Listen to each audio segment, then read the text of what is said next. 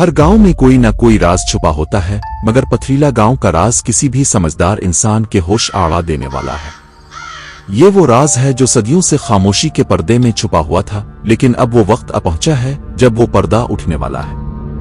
पथरीला का हर सालाना चुनाव सिर्फ एक रस्म नहीं, बल्कि एक खौफनाक सौदा है, एक ऐसा सौदा जो जिंदगी और मौत के दरमियान की बारीक लकीर को मिटा देता है।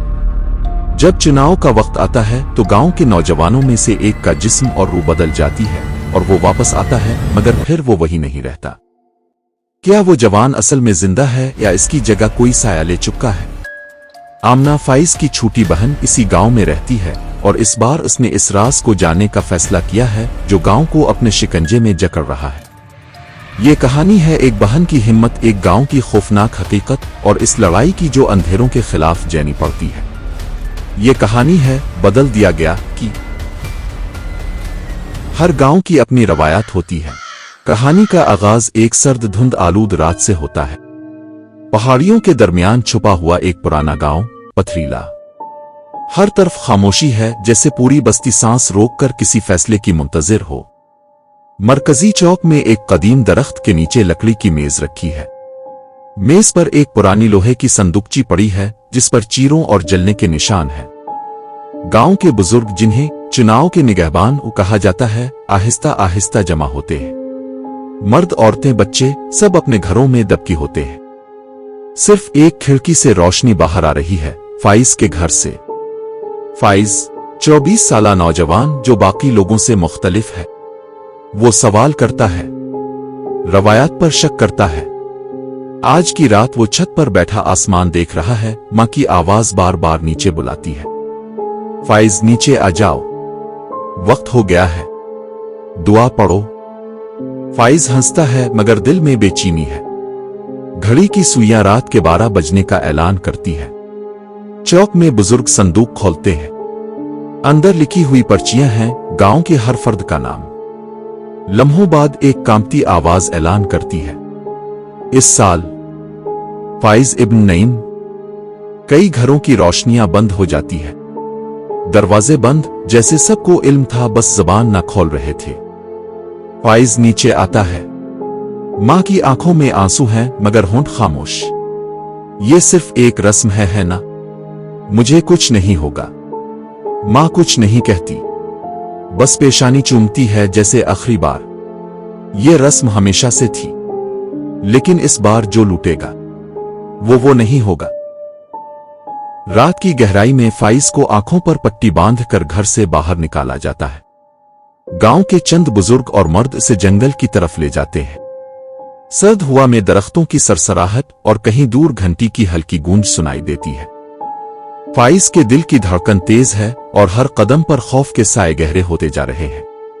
वो लोग इसे एक ऐसे मकाम पर ले जाते हैं जहां जमीन पर एक बड़ा पत्थरों का दायरा बना हुआ है। दायरे के वस्त में कई पुरानी साविकी हुई शमें रखी हुई है, जिनकी रोशनी धीमी मगर पर असर है। चारों तरफ गहरे साए छाए हुए हैं और दरख्तों की शाखें हवा में हिलती हैं जैसे कोई आंखें उन्हें देख रही हो। फाइज की आवाज कांप रही है मगर वो अपने आप को संभालने की कोशिश करता है। बुजुर्गों में से एक खामोशी से हाथ उठाता है और फाइज को अपने हाथों में थामा हुआ छोटा लकड़ी का तिमसाल देता है। तिमसाल पर कुछ नकूश बने हुए हैं जिन्हें समझना नामुमकिन है। फाइज को हिदायत मिलती है कि वो इस तिमसाल को दायरे के वस्त में रखे। वो करता है और दायरे में एक अजीब सी रोशनी फूटती है। हुआ रुक जाती है, माहौल में एक संगीन खामोशी छा जाती है। अचानक फाइज को ऐसा लगता है जैसे इसके जिस्म के अंदर कोई हरकत कर रही हो, जैसे कोई गैर मरी कुव्वत इसके दिल और दिमाग को छू रही हो। वक्त सुस्त हो जाता है।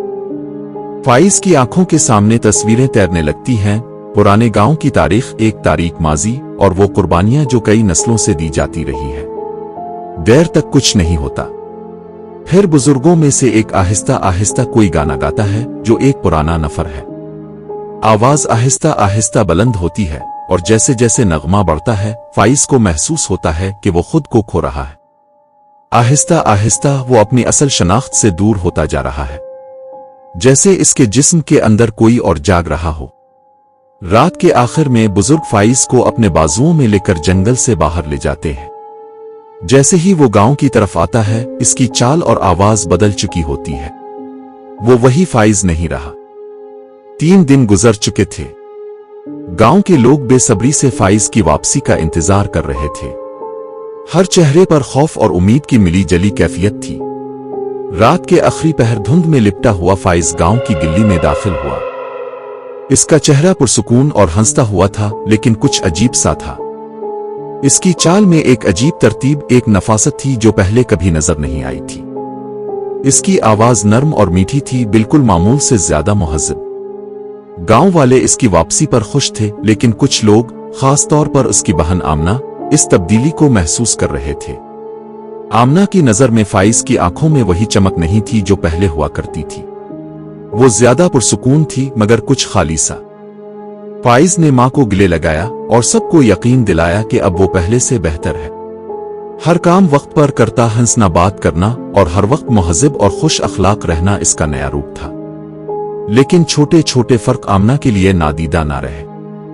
फाइज ने खाने के जायके पर तवज्जो नहीं दी। वो अक्सर अकेले में किसी से बातें करता, लेकिन जब आमना ने पूछा तो इसने कोई जवाब ना दिया। रात को जब सब सोते तो फाइज अक्सर खिड़की के पास खड़ा होता, बाहर अंधेरा घूरता, जैसे किसी और दुनिया से गुफ्तगू कर रहा हो। आमना को ये सब बहुत परेशान कुन लगा, मगर वो खुद को कायल करती कि ये सिर्फ थकावट होगी। फाइज की वापसी के चंद दिन बाद इसकी छोटी बहन आमना ने पहली बार उसकी तब्दीली का असल एहसास किया। वो शाम के वक्त अपने कमरे में बैठी थी जब अचानक फाइज आईने के सामने खड़ा हुआ। आमना ने गौर किया कि फाइज का अक्स आईने में इसकी हरकत से थोड़ा पीछे रह जाता है, जैसे आईना इसकी मुकम्मल अक्कासी ना कर रहा हो। ये मंजर आमना के दिल में एक अजीब सी बेचैनी पैदा कर गया। आमना ने छप कर फाइज की पुरानी वीडियोस देखे। इसकी आवाज, इसका अंदाज़न गुफ्तगू, वो सब अब बिल्कुल मुख्तलिफ थे। कहीं वही जवान सवाल करने वाला लड़का नहीं रहा था, बल्कि एक ऐसा शख्स था जो अपने जज्बात को छुपा रहा हो। रात को आमना ने देखा कि फाइज खाने के जायके को पहचानने में नाकाम था। वो खाना चख कर बस हल्की सी मुस्कुराहट देता, लेकिन इसकी आंखों में कोई जज्बा अज़ायका नहीं था। एक और दिन आमना ने फाइज को अपने कमरे में तन्हा बातें करते हुए सुना। वो किसी नामालूम वजूद से सरगोशी कर रहा था, जैसे कोई और उसके साथ हो, मगर कमरा सन्नाटा था। जब आमना ने पूछा तो फाइज ने कुछ न कहा, बस मुस्कुराकर खामोश रह गया। आमना की शिकायत बढ़ती गई। वो जानना चाहती थी कि क्या वाकई वो फाइज है या कोई और जो उसकी जगह ले चुका है। इसके दिल में खौफ ने जन्म लिया कि जो वापस आया है वो वही फाइज नहीं। वो गांव के बुजुर्गों से राज जानने की कोशिश करने लगी, मगर सब ने मुंह बंद कर रखा था। आमना की छपी हुई तलाश इसके लिए एक डरावना सफर बन गई, क्योंकि हर सवाल के जवाब में सिर्फ खामोशी और खौफ के साए मिले। आमना की बेचैनी बढ़ती गई। वो फाइज की तब्दीली को समझने के लिए किसी भी हद तक जाने को तैयार थी। एक दिन इसने अपने दादा की पुरानी अलमारी से एक मटियाले और धुंधले रंग की डायरी निकाली, जो कई सालों से छपी हुई थी। डायरी पर हाथ फेरते हुए इसे महसूस हुआ कि यह शायद गांव के पोशीदा राजों की कुंजी है। जब आमना ने डायरी के सफ़हात पलटने शुरू किए तो एक पुरअसरार दास्तान सामने आई। दास्तान गांव की कदीम रस्मों की थी, जिनका जिक्र आम लोगों को नहीं था। इस रस्म का मकसद सिर्फ एक नहीं, बल्कि एक खौफनाक हकीकत छुपाना था। डायरी में लिखा था कि यह रस्म सिर्फ एक जिस्मानी कुर्बानी नहीं, बल्कि रूह की कुर्बानी है। गांव के बुजुर्गों ने कभी कभार चाना हुआ शख्स जंगल के मखसूस पत्थरों वाले दायरे में ले जाकर एक गैर मरी वजूद को जिस्म सौंप देते हैं। वो वजूद असल इंसान की जगह ले लेता है और असली रूह वहां कैद हो जाती है। आमना का दिल धड़क उठा। वो समझ गई कि फाइज के अंदर कोई और ताकत कब्जा कर चुकी है, जो अब उसकी जगह ले चुकी है। वो वही फाइज नहीं रहा जो कभी था। डायरी के आखिरी सफ़हात में लिखा था कि जिसने भी ये रस्म शुरू की, इसने अपनी बका के लिए हजारों सालों से इस गांव को अपना गिरवी रखा हुआ है, और अब वक्त आ चुका है कि गांव के बकिया लोग भी तब्दीली के अमल से गुजरें। आमना ने फौरन अपने भाई को समझाने की कोशिश की, मगर फाइज की आंखों में अब कोई इंसानियत बाकी ना थी। वो जैसे किसी और का आला बन चुका था। आमना ने महसूस किया कि अगर इसने देर की तो वो भी गुम हो जाएगी। रात का सन्नाटा गांव पर छाया हुआ था। आमना की बेचैनी हद से बढ़ चुकी थी। इसने फैसला किया कि वो अपने भाई फाइज की हकीकत को जानने के लिए जंगल की इस जगह जाएगी जहां रस्म की जाती थी। हुआ सर्द थी और दरख्तों की शाखें धीमी रोशनी में धड़क रही थी, जैसे जंगल भी कुछ छुपाने की कोशिश कर रहा हो। वो वहीं पहुंची जहां पत्थरों का दायरा बना था। जमीन नरम और दलदली थी, लेकिन आमना ने महसूस किया कि कहीं कुछ अजीब है। इसने हाथ से जमीन खोदना शुरू की। थोड़ी देर में इसे कुछ चमकती हुई हड्डियों के टुकड़े और फटे हुए कपड़ों के टुकड़े मिले।